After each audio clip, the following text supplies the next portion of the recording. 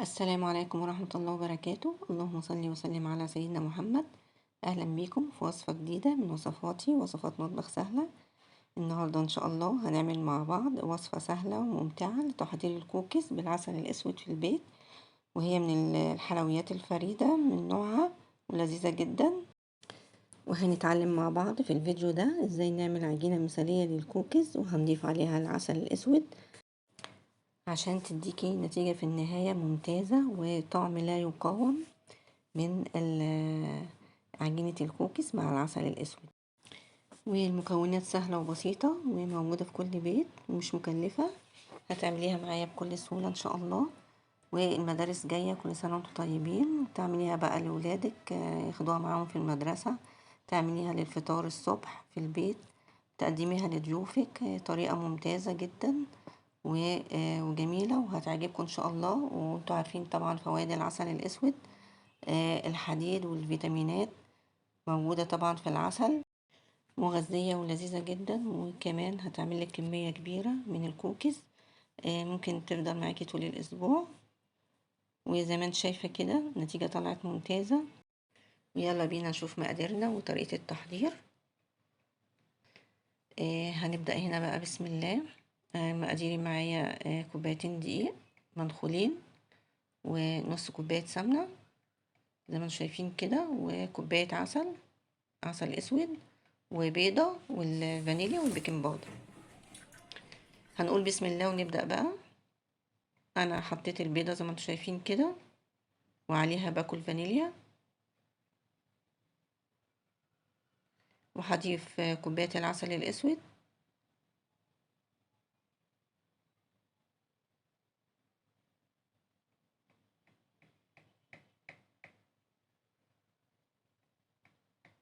بعد كده هضيف السمنة. طبعا السمنة مسيحاها، هي مش سمنة، هي زبدة. ممكن تعمليها بزبدة وممكن تعمليها بسمنة، متوفر عندك تشتغلي بيه، بس طبعا الزبدة بيبقى طعمها احلى. بعد كده هضيف الدقيق، هضيفه بالتدريج كده. انا قلت لكم كوبايتين دقيق، بس هي ممكن تاخد مني كوبايه تالتة، وهنشوف بقى حسب الدقيق معاكي، حسب العجن، لان هي بتختلف من دقيق لدقيق. هحط هنا معلقه بيكنج باودر، معلقه صغيره، ورشه ملح، وهقلب بقى كده. دي الكوبايه التالتة، انا كده حطيت كوبايتين، والكوبايه التالتة هحط منها بقى ايه بالتدريج شويه بشويه، وهقلب كده.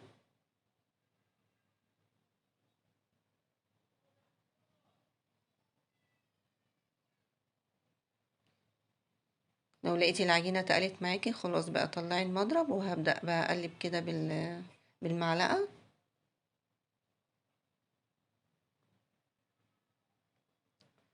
هضيف بقى بقية كمية الدقيق.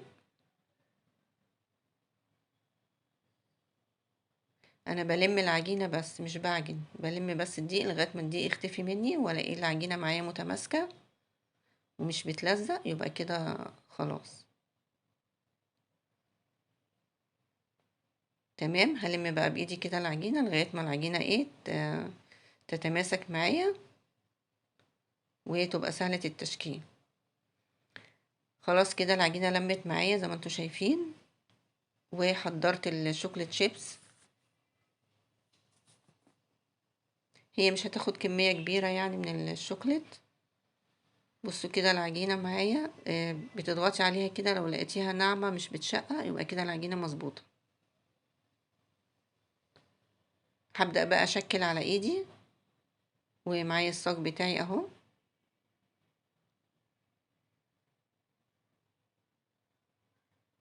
هبدأ بقى اشكل الكمية كلها وهرص في الصاج. وفي الوقت ده بتكوني مولعة الفرن على درجة حرارة 180. هشكل بقى الكمية كلها زي ما انتوا شايفين كده، وارص في الصاج.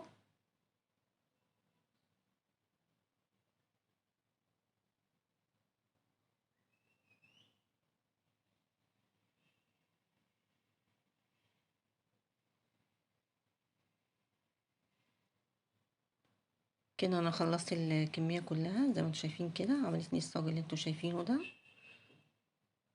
وعملت صينيه كمان صغيره تاني اللي هي صينيه مربعه كده، واتبقى كمان حته صغيره اهي. هعملها بقى في صينيه صغيره تاني برضو، وهشكلها لكم بقى بطريقه تانية. ممكن تعملوها بالشكل ده كده. بصوا كده، دي مش هعملها بقى بالشوكليت، هنعملها كده بالسكينه، هنشكلها مربعات. بصوا الشكل ده حلو برضو، ممكن يعجبكم. ده كده ساده. عايزين تعملوا الكميه كلها كده بالطريقه دي، ممكن برضو تعملوها. شكلها جميل، والتشكيل ده بقى يرجع لكم انتوا، الشكل اللي انتوا تحبوه تعملوه.